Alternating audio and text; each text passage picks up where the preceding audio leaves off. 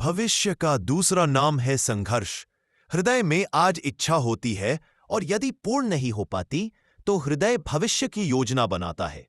भविष्य में इच्छा पूर्ण होगी ऐसी कल्पना करता रहता है, किंतु जीवन न तो भविष्य में है न अतीत में। जीवन तो इस क्षण का नाम है, अर्थात इस क्षण का अनुभव ही जीवन का अनुभव है। पर हम यह जानते हुए भी इतना सा सत्य समझ नहीं पाते।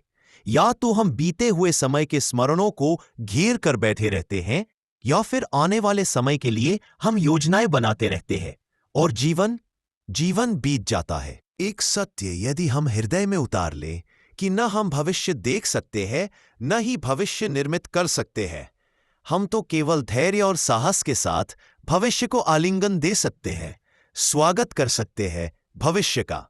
तो क्या जीवन का हर पल जीवन से नहीं भर जाएगा? स्वयं विचार कीजिए। ज्ञान प्राप्ति सदा ही समर्पण से होती है, ये हम सब जानते हैं, किंतु समर्पण का वास्तविक महत्व क्या है, क्या हमने कभी विचार किया? मनुष्य का मन सदा ही ज्ञान प्राप्ति में विभिन्न बाधाओं को उत्पन्न करता है। कभी किसी अन्य विद्यार्थी से ईर्ष्या हो जाती है, कभी पढ़ाए हुए पाठों पर संदेह जन्मता है और कभी गुरु द्वारा दिया गया दंड मन को अहंकार से भर देता है। नहीं, क्या ऐसा नहीं होता?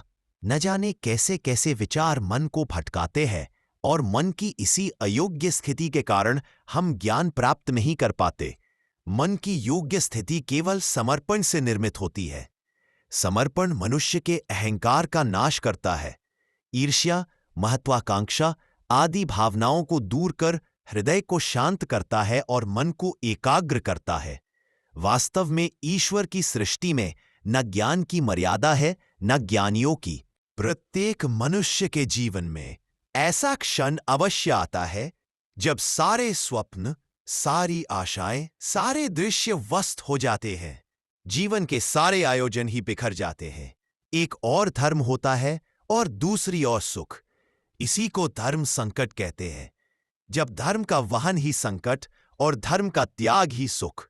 विचार कीजिए, कभी किसी स्वजन के विरुद्ध सत्य बोलने का अवसर प्राप्त हो जाता है, कभी ठीक दरिद्रता के समय सरलता से चोरी करने का मार्ग प्राप्त हो जाता है, कभी किसी शक्तिशाली राजनेता या राजा के कर्मचारी का अधर्म प्रकट हो जाता है।